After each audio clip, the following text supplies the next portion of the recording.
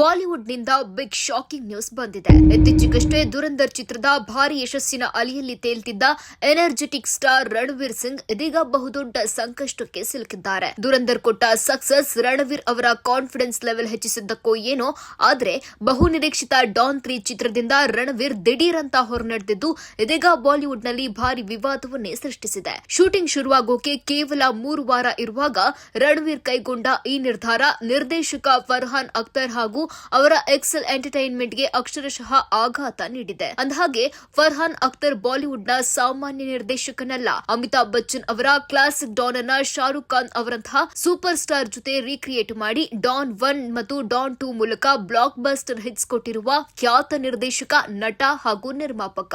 ಇಂತಹ ದಿಗ್ಗಜನ ಬಹುಕಾಲದ dream project Don 3ಗೆ Ranveer ಈ ರೀತಿ ಕೊನೆ ಗಳಿಕೆಯಲ್ಲಿ ಕೈ ಕೊಟ್ಟಿರೋದು ಫರ್ಹಾನ್ಗೆ ಮಾಡಿದ ದೊಡ್ಡ ಅಪಮಾನ ಎಂದೇ ಚಿತ್ರರಂಗದಲ್ಲಿ ಚರ್ಚೆ ಆಗ್ತಾ ಇದೆ. ಲೊಕೇಶನ್ ಹುಡುಕಾಟ, ಅಂತಾರಾಷ್ಟ್ರೀಯ ಪ್ರಯಾಣ ಮತ್ತು ತಾಂತ್ರಿಕ ಸಿದ್ಧತೆಗಳಿಗಾಗಿ ಫರ್ಹಾನ್ ಸಂಸ್ಥೆ ಈಗಾಗಲೇ ಭಾರಿ ಹಣ ಖರ್ಚು ಮಾಡಿದ್ದು, ರಣವೀರ್ ನಡೆಯಿಂದ ಕೆರಳಿರುವ ನಿರ್ಮಾಣ ಸಂಸ್ಥೆ ಬರೋಬ್ಬರಿ 45 ಕೋಟಿ ರೂಪಾಯಿಗಳ ನಷ್ಟ ಪರಿಹಾರವನ್ನ ಡಿಮ್ಯಾಂಡ್ ಮಾಡಿದೆ. ಈ ಹಠಾತ್ ನಿರ್ಧಾರದಿಂದ federation of western Indian cine employees FWICE ಕೂಡ ರಣವೀರ್ ವಿರುದ್ಧ ಕಠಿಣ ಹೆಜ್ಜೆ ಇಟ್ಟಿದೆ. ನಟನ ವಿರುದ್ಧ ಅಸಹಕಾರ ನಿರ್ದೇಶನ ಹೊರಡಿಸಿದ್ದು, ಇನ್ನು ಮುಂದೆ ಚಿತ್ರರಂಗದ ಯಾವುದೇ ಪ್ರಾಜೆಕ್ಟ್ಗಳಲ್ಲಿ ಅವರೊಂದಿಗೆ ಕೆಲಸ ಮಾಡದಂತೆ ಬ್ಯಾನ್ ಮಾಡಲಾಗಿದೆ.